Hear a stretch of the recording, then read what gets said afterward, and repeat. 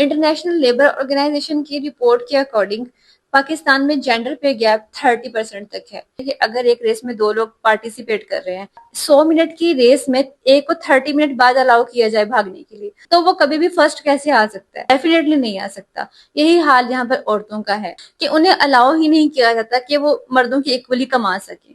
अस्सलाम वालेकुम एवरीवन, कैसे हैं सब लोग?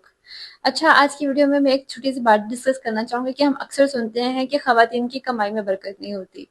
तो मैं यहाँ पे कहना चाहूंगी कि बरकत का ताल्लुक जेंडर से नहीं होता, बल्कि अच्छी नीयत से और हलाल कमाई से होता है। अगर मर्द भी कमा रहा है और उसकी नीयत अच्छी नहीं है, वो ये हलाल तरीके से नहीं कमा रहा, तो बरकत उसकी कमाई से भी उठ जाती है। इस स्टेटमेंट को कि खवातीन की कमाई में बरकत नहीं होती, हम थोड़ा सा एनालाइज करने की कोशिश करते हैं।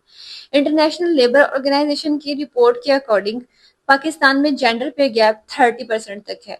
यानी खवातीन की सैलरी मर्दों के मुकाबले में 30% तक कम होती है।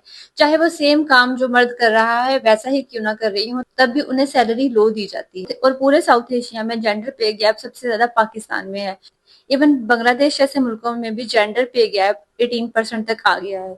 उन्हें जानबूझकर कम सैलरी देकर इकोनॉमिकली वीक रखा जाता है और ऊपर से इस तरह की स्टेटमेंट्स दी जाती हैं कि उनकी कमाई में बरकत नहीं होती। बरकत कैसे आएगी जब उन्हें जानबूझकर इकोनॉमिकली वीक रखा जाएगा? इस चीज को आप एक छोटी सी एग्जांपल से समझें कि अगर एक रेस में दो लोग पार्टिसिपेट कर रहे हैं, 100 मिनट की रेस में एक को 30 मिनट बाद अलाउ किया जाए भागने के लिए, तो वो कभी भी फर्स्ट कैसे आ सकता है? डेफिनेटली नहीं आ सकता। यही हाल यहाँ पर औरतों का है कि उन्हें अलाउ ही नहीं किया जाता कि वो मर्दों की इक्वली कमा सके। और ये स्टेटमेंट कि खवातीन की कमाई में बरकत नहीं होती, इन इट सेल्फ बहुत ज्यादा डिस्क्रिमिनेटरी है।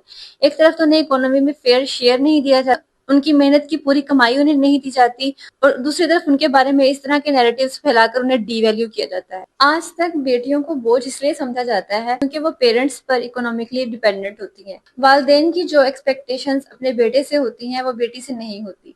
इसीलिए जो बेटे पर पैसे खर्च किए जाते हैं उन्हें एक इन्वेस्टमेंट समझा जाता है, और जो बेटी पर पैसे खर्च किए जाते हैं उन्हें एक जिम्मेदारी समझा जाता है। और उसकी परवरिश पराया धन क्या क्या की जाती है, क्योंकि शादी के बाद उसके एक्सपेंसेस जो होते हैं उसके हस्बैंड ने उठाने हैं। उसकी हर चीज में परफेक्शन बनाने की कोशिश की जाती है, क्योंकि अगर वो परफेक्ट नहीं होगी तो उसका हस्बैंड उस पर ना खर्च करने का कोई जवाब निकाल लेगा।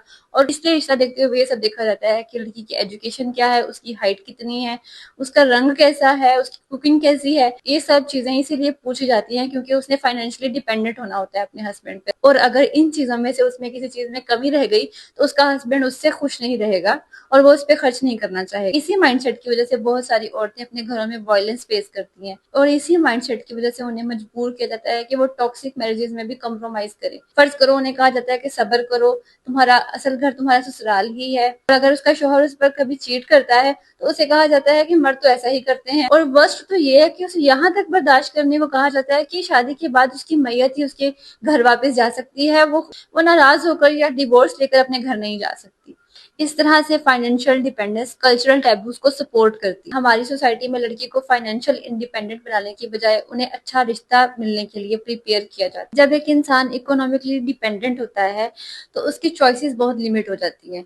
इसी वजह से खवातीन को कहा जाता है कि वो अपने घर में गुजारा करें, जिस तरह के भी हालात हैं वो सब्र करें, उन्हीं को आखिरकार घर बनाना है। क्योंकि इसलिए वुमेन एम्पावरमेंट सिर्फ एक जॉब का इशू नहीं है, बल्कि वुमेन सेफ्टी, डिग्निटी और डिसीजन मेकिंग का भी मसला है। इस सिचुएशन को बदलने के लिए हुकूमत को भी काम करना चाहिए। हुकूमत का काम सिर्फ सड़कें बनाना नहीं है, बल्कि उन सड़कों पर खवातीन की सिक्योरिटी को भी इंश्योर करना है, जो कि वुमेन एम्पावरमेंट के बाद ही हासिल की जा सकती है। इसलिए गवर्नमेंट की रिस्पॉन्सिबिलिटी है कि वो वुमेन एजुकेशन को इम्प्रूव करे। पाकिस्तान में खवातीन की एजुकेशन एक क्रोनिक मसला है। बहुत सारे एरियाज में इंफ्रास्ट्रक्चर मौजूद नहीं है, और ये कंडीशन रूरल एरियाज में बहुत ज्यादा वर्स हो जाती है। हुकूमत डेवलपमेंट के नाम पर जो भी फंड्स लेती है उनको प्रॉपरली यूज किया जाना चाहिए। इन फंड्स को एफिशिएंटली यूज करके खवातीन की एम्पावरमेंट इंश्योर की जा सकती है। और दूसरा स्टेप ये है कि जो एजुकेशन प्रोवाइड की जा रही है वो सिर्फ रॉट लर्निंग ना हो, क्रैमिंग ना हो, बल्कि स्किल बेस्ड एजुकेशन सिस्टम हो, जिससे लड़कियों को वाकई में फायदा हो और वो अपने लिए अर्न कर सके, ना कि सिर्फ डिग्री लेकर घर बैठी रहें। तीसरा है वर्क प्लेस सेफ्टी को इंश्योर करना।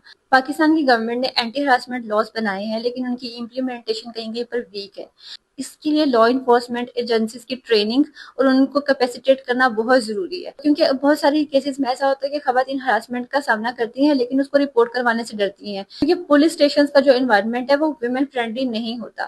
اس کے لیے پولیس ڈپارٹمنٹ کا انوائرمنٹ خواتین کی فیور میں بنانا انتہائی ضروری ہے، تاکہ وہ اپنے خلاف ہونے والی کسی بھی طرح کی زیادتی کو، سیکشول یا اکنامک ابیوز کو ٹائملی رپورٹ کروا سکیں۔